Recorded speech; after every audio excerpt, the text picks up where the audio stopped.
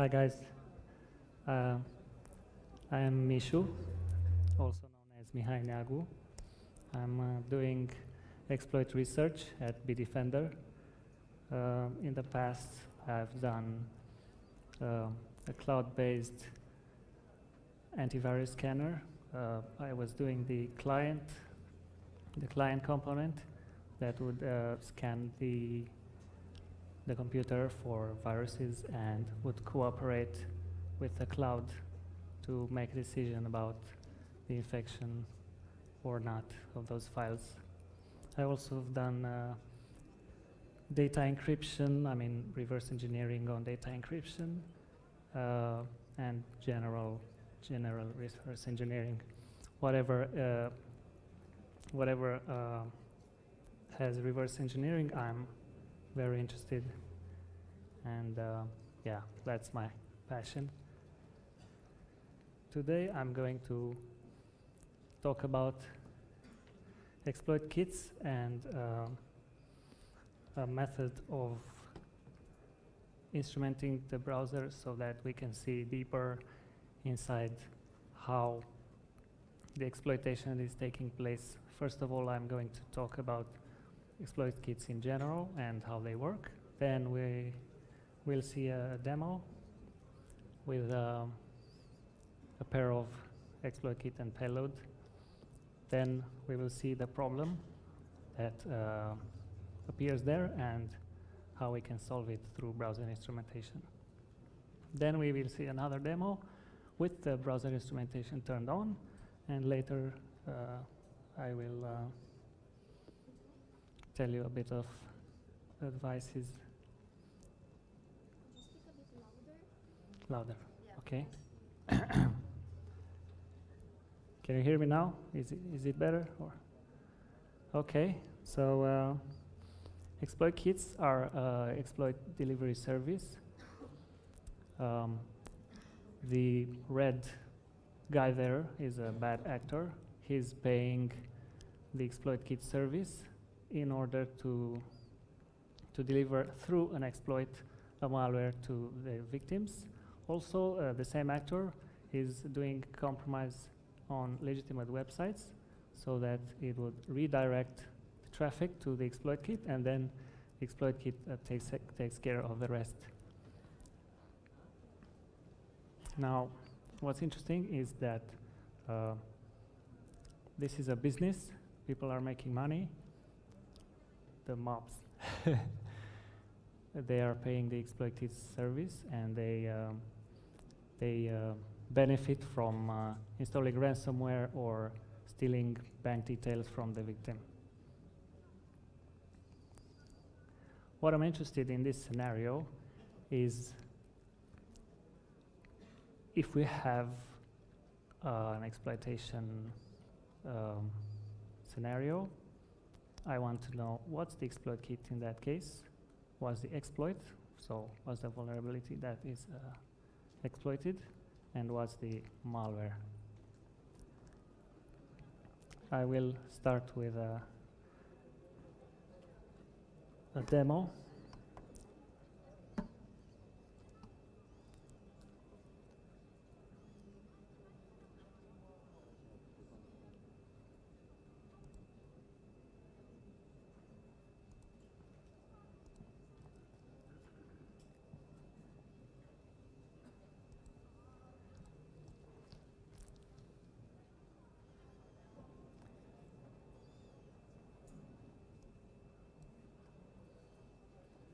Let's see if this is working. Okay, can I do this? Yeah.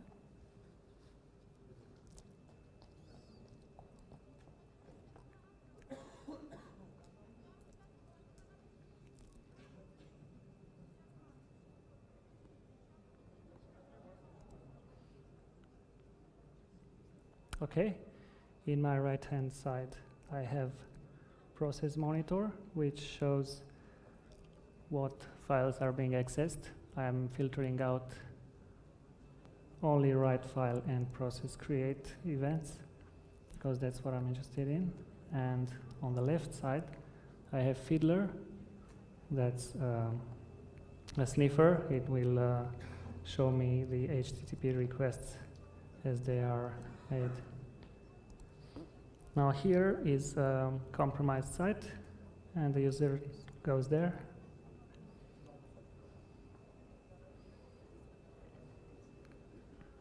We can see that a lot of things are happening.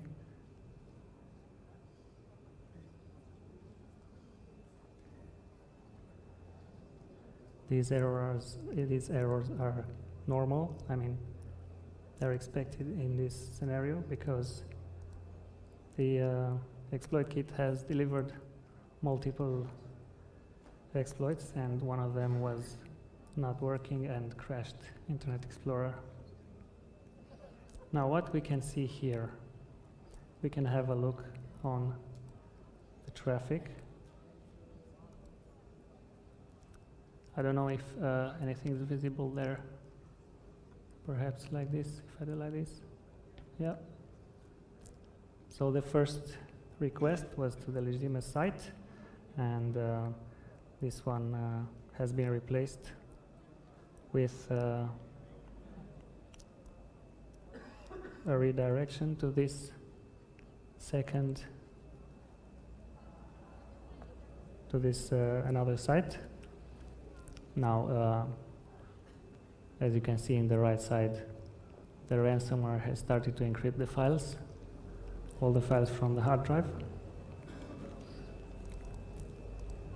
It will finish in just a bit, and then it will display a message informing me that it has successfully installed the ransomware Evola. It's a Cerber ransomware. It has here all the information.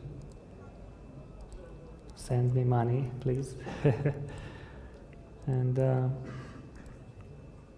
let's continue. So from the compromised site, it goes to this gateway. It's called a gateway because it will redirect to the exploit kit landing page later. First, it does. It tries to do a fingerprinting. It tries to detect if Kaspersky is installed, and if not, it will go to the exploit kit landing page. This URL here. Now, the exploit landing page, exploit kit landing page, is creating a flash object, as you can see here,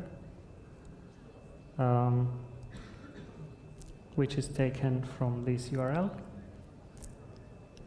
I don't know if you can see there, it's a very small flash. It has 700 bytes.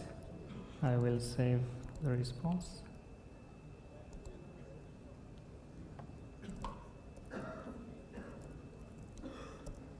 I say first flash. Then it delivers another flash.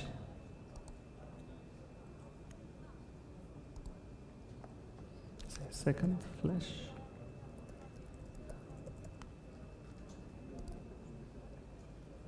And then there's a JavaScript exploit that didn't work and crashed Explorer. And then finally the payload, the Cerber payload, is downloaded here and executed. As we can see in the process monitor, it drops in a temporary file a.exe and tries to run it in 3 different ways. One of them is using the Windows management instrumentation.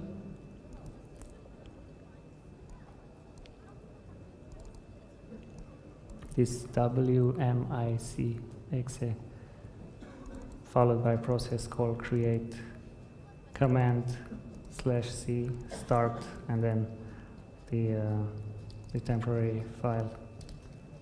It also tries to create it normally with process create, and also through PowerShell. Okay. Let's have a look at those flash files that I said earlier.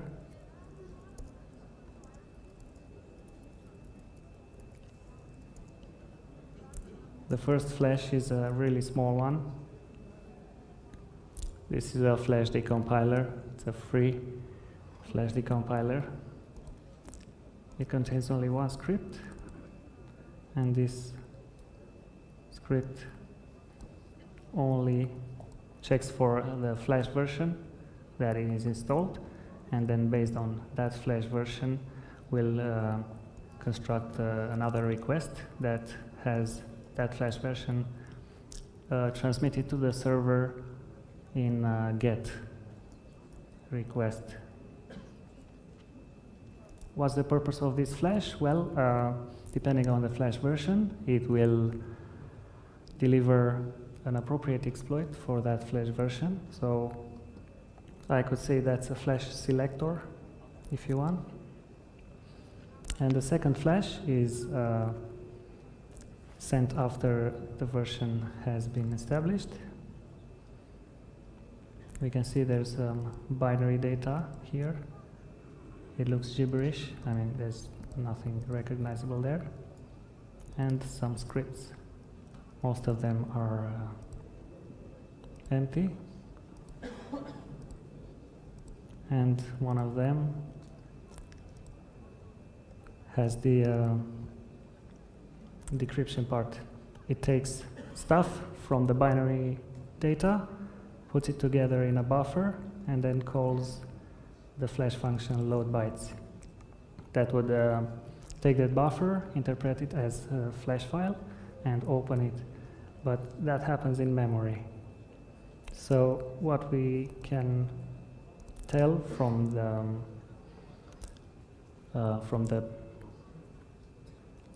traffic analysis and hard disk activity is that it drops a flash, and that flash loads another flash, but we don't have that buffer. We don't know what that flash is. Okay.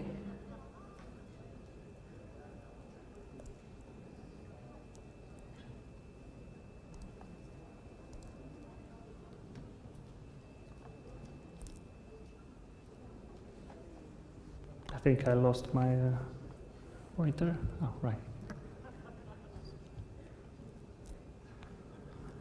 So let's recap from the behavior analysis in the traffic inspection. That's the fiddler part. We've seen the compromised website. We've seen the redirection to the gateway. Then we see the redirection to the magnitude exploit kit landing page. Now, how can I tell that's its magnitude? Because that flash selector thing is a characteristic to magnitude exploit kit. So we have recognized the exploit kit. We know that the payload is server. What we need is the exploit. We don't know what the exploit is yet because there's only a dropper that calls load bytes. Also from process activity, we can only see that it downloads and executes the flash selector, then the flash dropper, and directly to the payload. The problem is, like I said, the flash dropper has no exploit code. It has only a loader with loads bytes. Where is the actual exploit? Well, I could think that it's in that flash that is loaded dynamically. So what we need is more in-depth inspection. Basically, this thing here, we need the buffer of load bytes. Now the problem is that a flash file cannot be debugged not easily because it has to contain debug information. There is a project that could put debug information in a flash file, but it's a bit fragile. Much better would be browser instrumentation. How does it work? Well, in the browser process, there's an instrumentation module there with blue, which makes hooks on key functions. For instance, document write is used to dynamically load HTML. JS JavaScript eval is used for dynamically loading JavaScript, and flash load bytes is used for dynamically loading flash files in memory. This instrumentation module has hooks on those functions and dumps the memory object to the hard drive where they can be analyzed.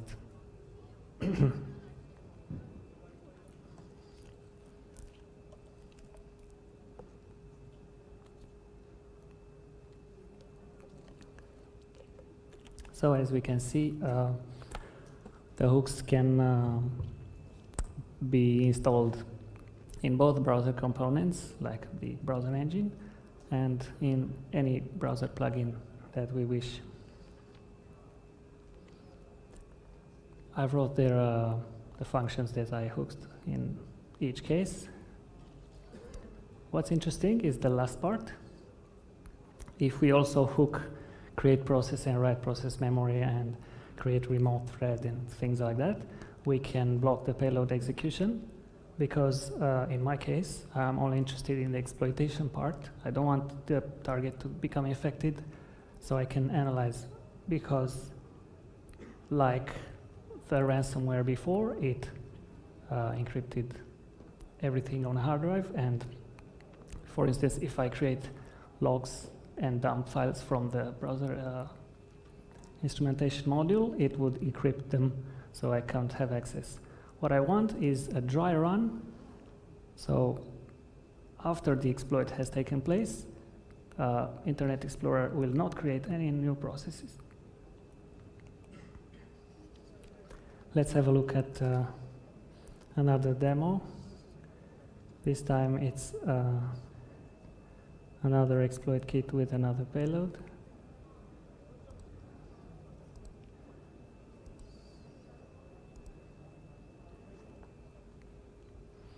And this time it will run with the instrumentation module installed.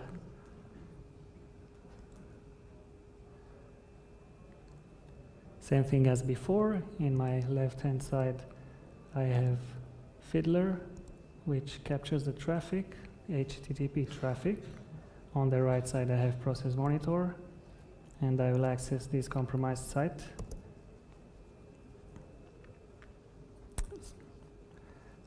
It already finished because the malware has not been run. We can have a look again at the first, the entry point, if you wish. The compromised site now is not replaced with the redirection, but just some code is inserted here at the beginning. It's an iframe with this Russian URL. This is the gateway. It doesn't have fingerprinting, but it has another redirection to the exploit kit landing page, which is this one. Now, as I've seen before, what I'm interested is what's the exploit kit, what's the exploit, and what's the malware. The exploit kit is Sundown or rig.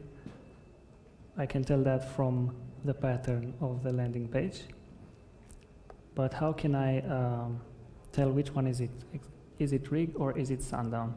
They have the same pattern because most of the time exploit kits steal things from one another, both exploits and patterns, so that they create confusion. But there's a header here in the exploit landing page that says X powered by Yugoslavian Business Network. So that's how I know it's a Sundown, because the Yugoslavian Business Network is responsible for Sundown. Okay, next it delivers a flash, and the flash delivers the payload. after the exploitation is taking place. What's more interesting is here in the right side, we can see the dumper creating a lot of dumps from memory. There's a lot of HTML dumps. There's also JavaScript dumps from the eval function. There's also written HTML. That's HTML that is appended to the DOM while running, so dynamically created HTML. We can also see object parameters for the JavaScript, for the Flash object instantiation. So let's have a look here.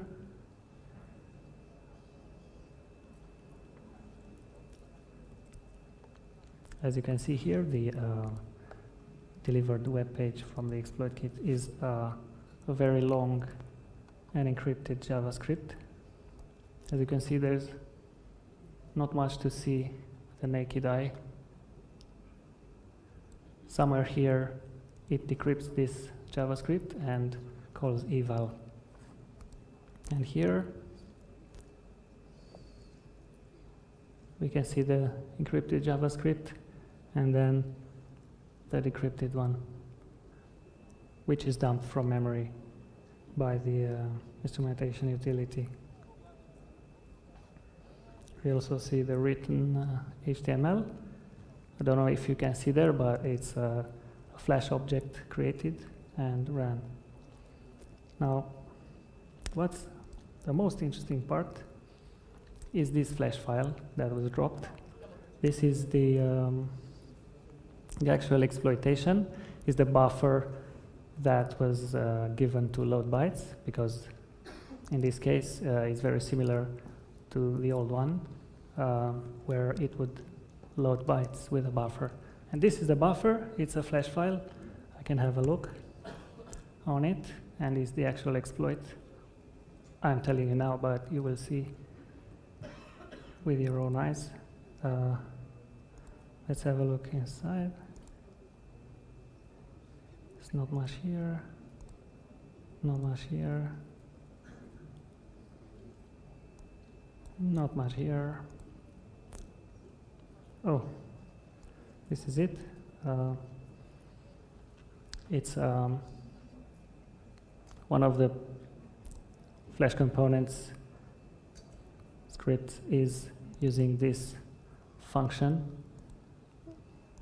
this type. Actually, it's a delete range timeline operation. And there's another type, placement. And because it's using this type, delete range timeline operation, which is very odd, we can tell that it's a specific Flash exploit 4117 from 2016, as I will explain in the slides also. So for a recap, we could see in the memory the decrypted JavaScript. Then we can see the Flash object instantiation. We can also see there's a parameter there, exec, with a nops led followed by some bytes. That's a shellcode. We will see the shellcode in a bit.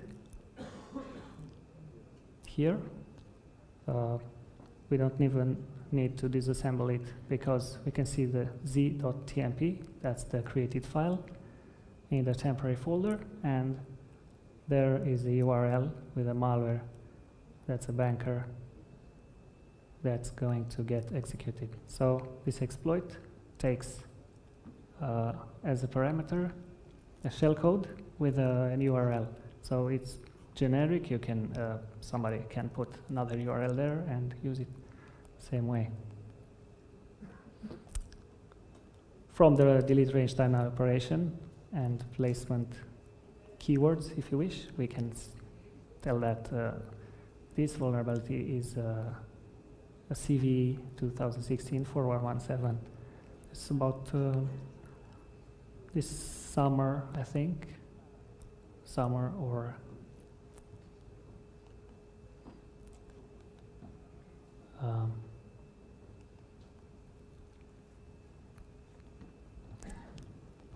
Okay, some word of advice. Please use modern mitigation. Please install Windows 10, at least for control flow guard, because that's a very good defense against rob chains and things like that. There's no real reason why you wouldn't use Windows 10 actually if you're very interested in security. There's also Chrome and Edge. They have powerful sandboxing features. For instance, if this exploit was run in Chrome or Edge, it would exploit, but it would remain in the sandbox. So it couldn't do very much. It would need another exploit for privilege escalation, and that obviously raises the cost of the exploitation. Also, I recommend AdBlock, not just for blocking ads, but also from blocking malware and exploit that comes through ads. This is called malvertising. And obviously make backups for your files so they don't get encrypted. But here I can recommend Dropbox, because Dropbox keeps previous versions of files. So let's say I'm keeping my pictures on Dropbox in a folder that's always synchronized. If I put there, it goes in the cloud. And if the computer becomes infected with a ransomware, it will encrypt those files, but I can go to Dropbox site and get an earlier version of each picture, which is unencrypted. I hope you enjoyed the presentation. Thanks for watching, and if you have questions, please